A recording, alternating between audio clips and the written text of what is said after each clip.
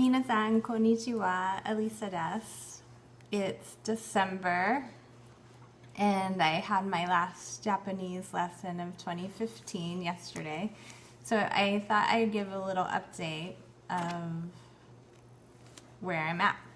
And so I feel like there's 3 different areas right now that I'm working on, and they work together, but they're all separate. So I can tell when I haven't worked on one area, it kind of goes downhill.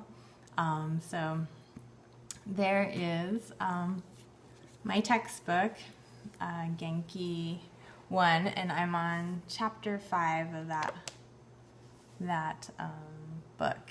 And basically in chapter 5, at least in the beginning, it's about studying the conjugation of adjectives. So in Japanese, adjectives are conjugated like verbs. So they have a past tense and a present tense, a negative and an affirmative. So that will be helpful. And then I am doing the Skype with my friend Yukako, and I'm also Skyping with my relatives. So with Yukako, I practice Japanese and she practices English, and we speak mostly English because her English is a lot better than my Japanese. But so I make up questions and conversation starters and phrases in Japanese. So example are tenki wa dou desu ka? Yukako-san wa kyodai wa imasu ka? Ashita wa shigoto ga arimasu ka? Stephen-san wa doko desu ka? And ban gohan o tabemashita ka? Nani o? And then, yeah, so I was making up a phrase about me going to a movie. So I said, Senshu eiga o mimashita makinje. And yeah, I learned how to say Gossip Girl o mita koto ga arimasu ka? And that means kind of like, have you seen Gossip Girl? Which she had, and she. The other area is writing, and so I do the exercises in the book and I write them out in hiragana, and there's a little bit of katakana in there. So slowly I'm learning katakana. I pretty much have hiragana down, except sometimes I'll forget a character. And then, yeah, thinking in Japanese is very slow. But I found a fun show on Netflix called Atelier. I think it's at least I would think that was the French pronunciation of it, but it's set in Tokyo, and it's very fun, and I can hear and understand some of the words, so that's exciting. Yes, I guess that's all. I made a little video also of a dish I've been making for myself because, yeah, I miss Japanese food so much, and it's hard to eat it, to get it here every day unless I go out, so.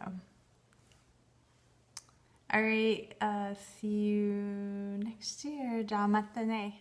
Because I missed Japan and Japanese food, I picked up a few food items that I can make a dish that isn't really Japanese but resembles Japanese food and has Japanese ingredients.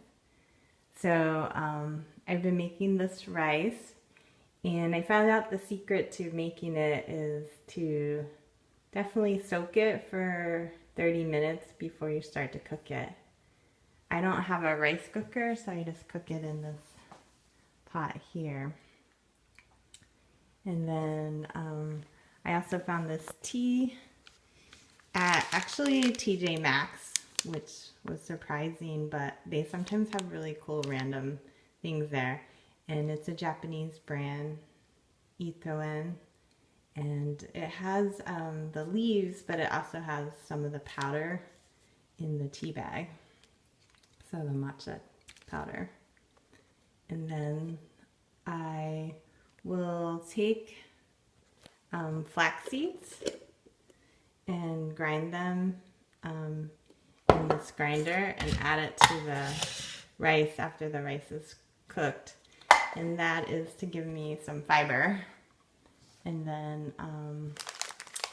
yeah, let me show you this I got. It's actually Korean tofu, and but it's really soft and I like it. So I take this tofu, I put it on the rice, then I put some katsuobushi, which we call bonito flakes. It's little dried pieces of fish, very fine, and a really good flavor. I'll put the bonito flakes on top of the tofu in the bowl, on top of the rice, and then I will use a little bit of rags. Yeah, I'm not using regular soy sauce, but the rags. And then I'll have some seaweed, which my boyfriend ate all of them. I think there's one left in there. And and then I was just thinking it'd be good with some cut up like cucumbers, cut up really fine, like into little sticks. Yeah, so that's what I've been eating and having the green tea like every morning. That's what it looks like finished. And I added some greens and avocado. Itadakimasu.